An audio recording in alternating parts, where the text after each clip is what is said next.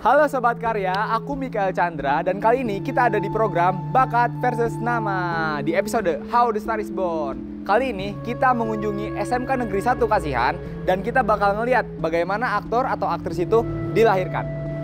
Nah Sobat Karya, di SMK Negeri 1 Kasihan ini ternyata ada loh yang namanya jurusan teater. Sobat Karya pasti penasaran kan gimana caranya mereka latihan? Daripada lama-lama, mending kita lihat aja. Yuk!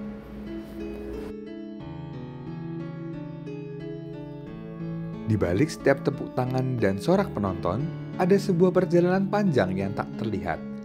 Dimulai jauh sebelum lampu menyala dan sorotan kamera tertuju pada mereka. Di sini, di balik layar, lahir impian yang dibangun dengan kerja keras dan ketekunan tanpa henti. Di setiap langkah, setiap gerak tubuh dan kata-kata, mereka tidak hanya berakting. Mereka belajar menjadi hidup di dunia yang berbeda. Dunia akting. Inilah awal dari lahirnya seorang bintang. Dalam dunia akting, mereka bukan hanya sekedar menghafal naskah, tapi merasakan dan menyampaikan perasaan karakter yang mereka perankan. Di balik kekuatan seorang aktor, selalu ada mentor yang menemani perjalanan mereka. Pelatih teater yang memastikan setiap langkah, setiap emosi disampaikan dengan sempurna. Proses ini bukan hanya tentang mengajarkan teknik, tapi lebih kepada membantu mereka menemukan siapa mereka sebagai seorang seniman. Ketika aktor mulai mengenali dirinya sendiri, itulah momen ketika bintang lahir. Di atas panggung, setiap detik menjadi saksi dari kelahiran seorang bintang. Menurut saya kalau acting itu seorang pemeran yang menirukan karakter lain. Kalau menurut saya, acting itu adalah nyawa dari sebuah pagelaran, dari sebuah pementasan. Menurut saya acting itu tentang kegiatan improvisasi atau berpura-pura untuk melakukan kegiatan yang di luar prediksi lah gitu. Nama saya Ignatius Karyono. Saya Ketua Kompetensi Keahlian Seni Teater SMKI Yogyakarta dan saya kualitas utama yang diharapkan, yang dibutuhkan untuk menjadi seorang bintang sesuai dengan kompetensi yang ada di sini adalah keaktoran. Ya. Berarti kalau dia pengen menjadi seorang bintang atau mungkin aktor yang handal, ya dia harus melalui satu proses panjang. Jadi mengolah tubuh, mengolah suara, mengolah rasa dan juga mengolah kepekaan yang berhubungan dengan teknik-teknik dan juga mereka juga harus bergaul dengan kelompok-kelompok yang lain sehingga mereka bisa mencoba untuk mengapresiasi dan mencoba untuk membuat sebuah latihan-latihan supaya mereka memang betul-betul siap untuk menjadi seorang aktor yang handal. Tantangan yang sekarang itu adalah ya mereka harus mempunyai satu nilai-nilai tanggung jawab, ya. Tanggung jawab yang berhubungan dengan latihan-latihan yang harus mereka persiapkan, ya. Termasuk juga bagaimana juga disiplin yang sangat tinggi ketika tokoh atau mungkin aktor itu ketika berlatih, ketika mereka juga menghafalkan naskah, menganalisis naskah, ya. Terus mereka juga mencoba untuk memahami karakter-karakter itu, mereka harus melatih dirinya secara disiplin, ya. Supaya hal-hal yang berhubungan dengan keaktoran itu sungguh-sungguh mereka pahami, ya. Di samping itu juga harus ya terjadi satu latihan-latihan yang harus rutin, ya. Latihan-latihan yang berkesinambungan yang harus dia persiapkan dengan sebaik-baiknya sehingga tubuh, perasaan dan juga vokal ini bisa mereka manfaatkan sebaik-baiknya dalam rangka mendukung permainan atau bermain peran di dalam panggung film atau mungkin di pertunjukan yang lainnya. Wah, menarik banget ya Sobat Karya penjelasan dari Bapak Karyono. Menurut beliau, ada 3 hal penting yang harus diperhatikan ketika kalian bermain acting.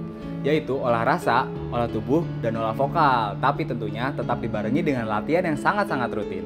Setelah ini, kita akan mendengarkan penjelasan yang gak kalah seru dari narasumber kita selanjutnya.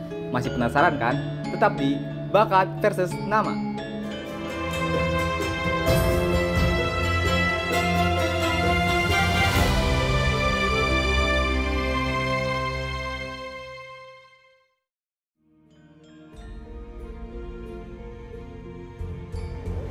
Oke, halo, saya Anissa Hertami, saya dari Yogyakarta. Pekerjaan saat ini adalah sebagai seorang seniman dan juga aktris. Oke, tertarik sebetulnya begini ya, kalau kita berbicara tertarik itu ceritanya cukup panjang. Jadi saya ceritakan dulu perjalanan pertama bisa terjun di dunia acting atau film gitu ya. Itu justru ketika saya kuliah semester 1 di STMM MMTC Yogyakarta. Waktu itu ada tugas dari kakak kelas, dia bikin simulasi harus bikin film pendek gitu ya, walaupun istilahnya mereka menyebutnya sinetron gitu. Nah waktu itu saya ikut casting terbuka dan ternyata saya terpilih jadi peran utama perempuannya di situ. Nah dari situ karena sebenarnya kuliah saya adalah dididik untuk di balik layar, tapi beberapa kali saya kerap dimintain oleh kakak kelas ataupun teman-teman ketika mereka membutuhkan talent, jadi saya juga membantu mereka di depan layar gitu. Nah sampai akhirnya tahun 2011 waktu itu ada casting dari sutradaranya namanya Pak Garin Nugroho. Pak Garin waktu itu bikin open casting, dia mencari salah satu karakter dalam film yang berjudul Sugija atau menceritakannya tentang uskup pribumi pertama. Nah, saya waktu itu dapat informasi dari kawan saya, kemudian saya ikut casting di situ sekali. Ternyata waktu itu belum langsung diputuskan iya atau tidak. Saya diminta recasting lagi untuk yang kedua kalinya di kantor PH-nya, waktu itu di Puskap. Begitu ikut yang kedua, saya dikasih tahu kalau saya dapat peran utama wanita di film itu. Nah, itulah awal mulanya saya kemudian terjun ke dunia film secara profesional. Tetap ada unsur luck-nya bisa dibilang, tapi ingat, luck itu buat saya tidak hanya semata-mata datang sebagai sebuah keajaiban, tapi artinya ada persiapan yang dilakukan. Jadi kalau orang Jawa bilang nyiapke wadahe atau menyiapkan tempatnya, ya kita berlatih terlebih dahulu, kita mengikuti prosesnya terlebih dahulu, baru nanti pasti akan datang yang namanya kesempatan. Dan ketika kesempatan itu datang, harus dimanfaatkan sebaik-baiknya. Saya punya passion di dunia ini. Saya pikir passion itu akan jadi motivasi yang paling kuat untuk teman-teman bisa survive di dunia kerja yang kalian tekuni. Kalau kalian bekerja tidak sesuai dengan passion kan pasti akan susah ya untuk memotivasi diri untuk ayo dong belajar lebih lagi, ayo dong menjadi lebih baik lagi di karir yang saya tekuni kayak gitu. Tapi kalau teman-teman memang punya passion, saya yakin dengan kecintaan dan kerelaan kita pasti akan tetap bisa survive di karir yang teman-teman pilih. Berkualitas itu selalu berkaitan dengan yang namanya attitude. Nomor 1 attitude, nomor 2 attitude, nomor 3 attitude. Itu dalam karir apapun, tidak hanya sebagai bintang, tidak hanya sebagai aktris, tapi mau berkarir di dunia manapun, di film, di broadcasting gitu. Karena saya menemui sendiri bagaimana kawan-kawan saya yang sebetulnya mereka memiliki istilahnya apa ya, bakat yang luar biasa begitu ya dalam seni peran, tapi kemudian saya juga menemukan banyak cerita yang berkaitan dengan attitude mereka yang tidak baik. Akhirnya mereka juga tidak akan bisa survive, karena ketika kita bisa memiliki attitude yang baik, artinya kita tidak hanya menghargai orang lain yang bekerja sama dengan kita, tapi kita juga menghargai diri kita sendiri dan menghargai pekerjaan atau profesi kita.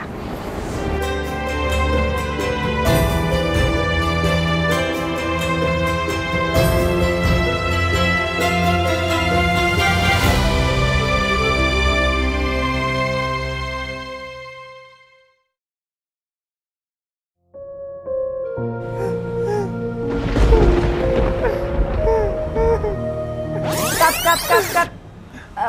Kita ulang lagi, kita retake lagi ya, diperdalam lagi ya. Oke. Cam standby, cam roll, and action.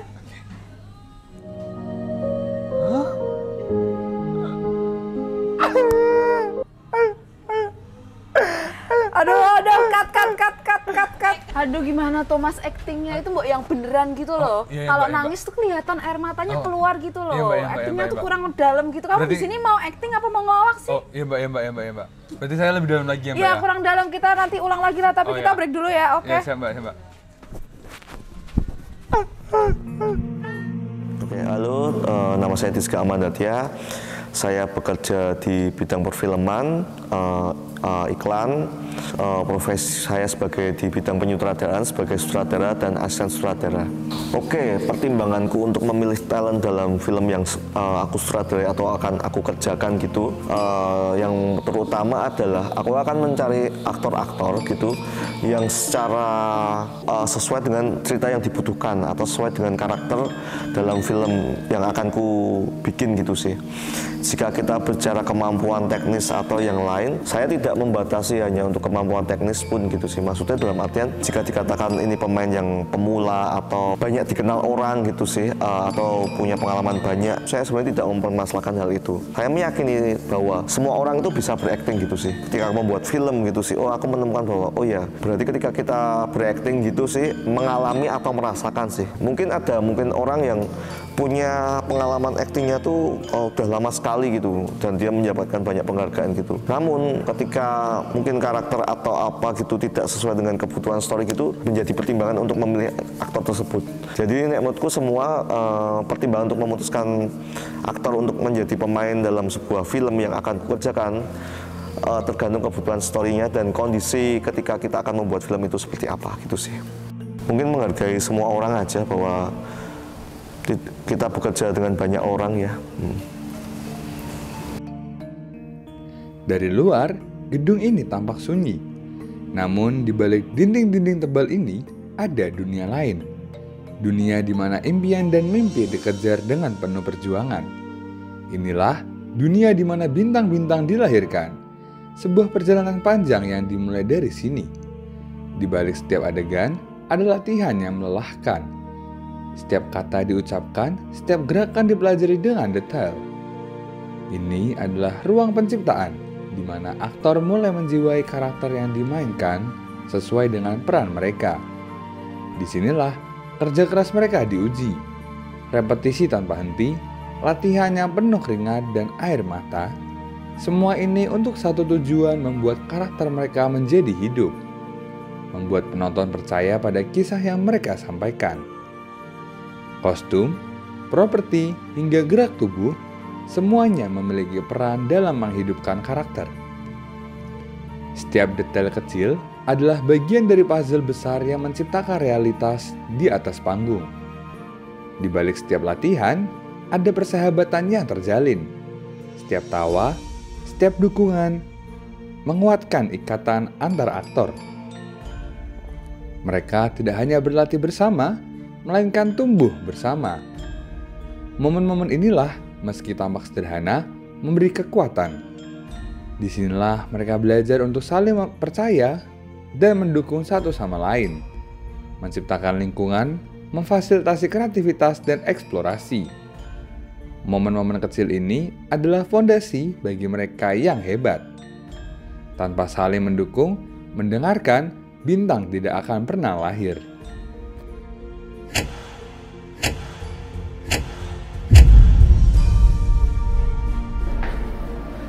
Nah, itu dia Sobat Karya penjelasan dari Kak Disga sebagai filmmaker.